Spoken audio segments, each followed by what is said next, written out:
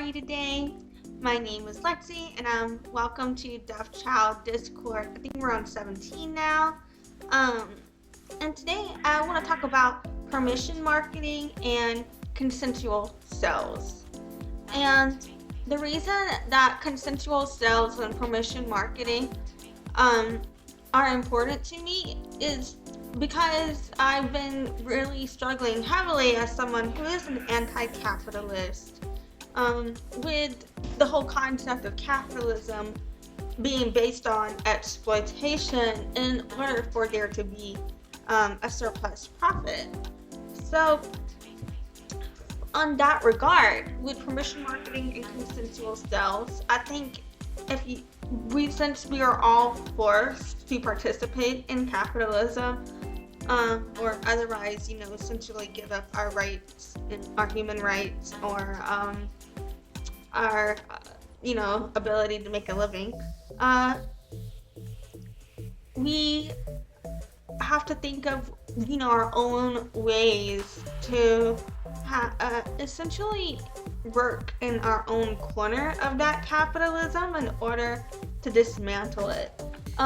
And because capitalism is based on exploitation, by creating a business model for yourself based on consent and permission, I think that is one of the ways you can, if not change society, change your relationships within the society that you are using in order to make a living.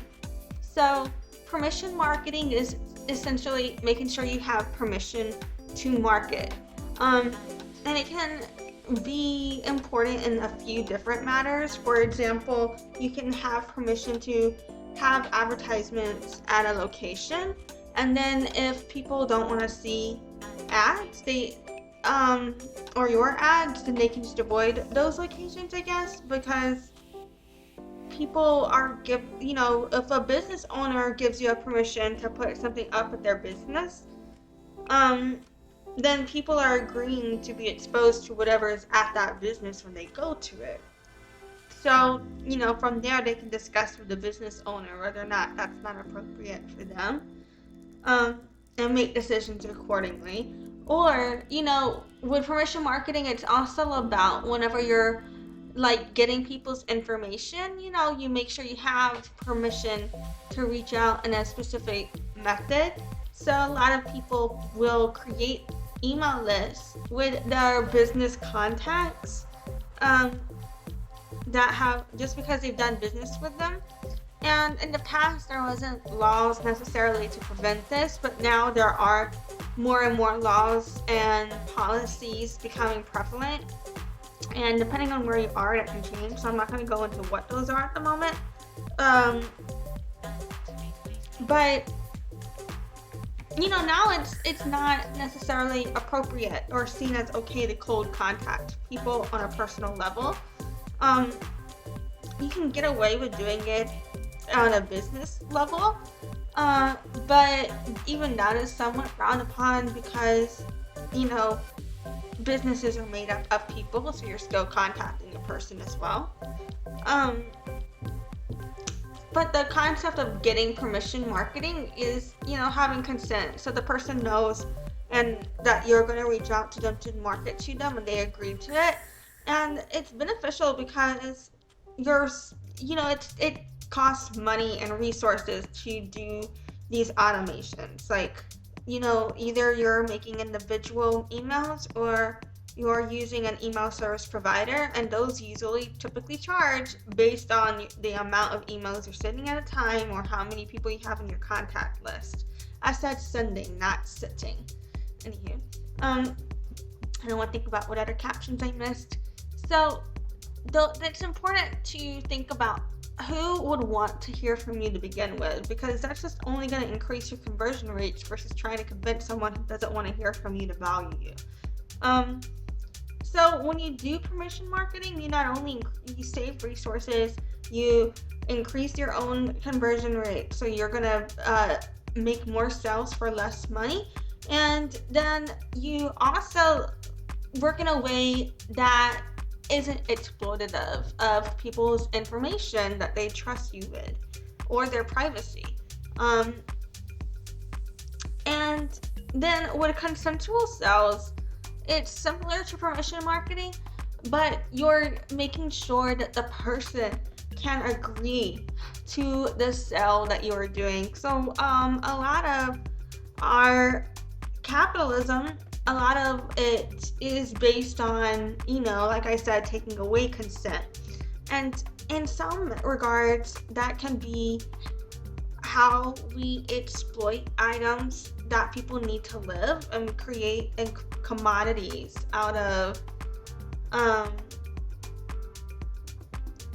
things that should be human rights, like housing, medical care. And when we commoditize, is that right? If we make, I said commoditize. Oh, okay, that is a word. I asked if that was a word, and then if the captions put commoditize. Okay, when we capitalize on the essentials that we need to make a living, we are creating a system in which we can enact false scarcity, and all that does is allow a power imbalance. I always watch these videos after, and I'll be doing weird shit because I start reading the captions. I said I watch these videos, and then I do weird shit because I'll be watching the captions, and the captions didn't even get that, so I just said it twice. Okay. But here we are. So with consensual sales, a lot of people don't think about getting your responsible vendors license in the service industry's consensual sales, but it is because a lot of it is about making sure that somebody is lucid enough to have a contractual obligation, and then on what parameters can somebody agree to be able to essentially harm their brain. You know what I mean? Like, alcohol isn't good for your brain. I'm a recovering alcoholic. I feel like I can say that. But yeah, consensual sales is also about things like making sure somebody is of age to agree to certain items, that they're of age to take on certain liabilities. And I still disagree with how some laws are used in regards to consensual sales, because in some ways I just feel like I said consensual sales, not conceptual sales. And I feel like every time it says CELLS, like the cells, I'm talking about like cells, like SALES. But anywho, with consensual sales, you really need to think about, can somebody agree to this in terms of how old are they? And that itself is a double-edged sword to me, because I don't feel like in some cases being underage should negate your own consent that you have of your body, but that's my own triggers with my deaf history. Because of how when you're a child and hearing people do things to deaf kids, and the deaf kid has no say over their own body, and then hearing parents don't want to listen to deaf kids or deaf people because it's not their fucking kid. I find it. Yeah. I said deaf kids. I said when hearing parents don't listen to deaf kids because it's not, or deaf people because it's not their kid. Okay. I don't know why sometimes the caption will just not pick up on like complete sentences. But yeah, so consensual sales is, making sure that somebody is agreeing to the offer, that they're not coerced into it. You have a choice in the matter, there's options available to them, and that you aren't doing anything unethical, essentially, in order to create a situation in which they have to buy from you. And yeah, it sucks that it's like, okay, we have to talk about that in business, but yeah, we do, because it can become common practice to have consent taken away based on capitalism to the point where people excuse it. Particularly in administrative jobs, it becomes sort of like, I acknowledge that you're being exploited. I told the people exploiting you that they are exploiting you, so now I've done my part and I don't have to do anything else to help you. Kind of thing, where it's like they check out because it doesn't impact them specifically. Um, and or if it did impact them specifically, they got out, they were somehow able to get out, so they don't feel like they should have to help others get out or something like that. um I don't know, but I feel like there's like a lot of situations in which, I had a recruitment job, and I really felt like my whole role was talking people into taking a position that would hurt them, you know? And I quit that real quick because when I processed, like, okay, like I think I'm getting hired for talent acquisition and recruitment that I'm excited about. Like, I'm thinking, okay, I'm helping people get jobs. Like, I know I needed a job. I was struggling, so I was really excited.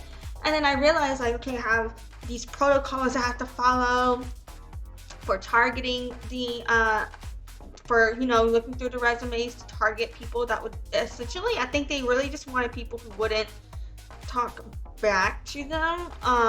They were looking, I feel like, always for like the most people in the most desperate roles, essentially. And then figuring out, like, they'd follow this script and you'd be getting somebody to take like 80-hour work weeks, agreeing to literally work 7 days a week, 7 days a week, and having somebody like agree to make like $6 an hour for that, and then they'd get like a commission, things like that. But so when you think about like how our entire system is based that way, and you think about the amount of jobs, like particularly in healthcare, and they don't even make like, some of them don't even make $10 an hour and they've got degrees. Like when you think about the disparity, that's why permission marketing and consensual sales are so important, because it's what you can essentially do to alleviate your part by providing people the options and making sure that they have the resources to have other opportunities to where they're not forced or coerced into doing anything specific with you. And yeah. Okay, I feel like we talked about this long enough. And I plan on doing more content on permission marketing and consensual sales. I just really want to do one on why both of them together were so important. And if you have any questions between marketing and sales and the connection of how to get someone from awareness to decision, I would love to talk about things like inbound methodology, as well as the AIDA. I was going to say AIDA, but I didn't know if it would get it right. No, it didn't. But the AIDA method, which is, it's pronounced AIDA method, but it's spelled AIDA, and it stands for attention, interest, desire, action.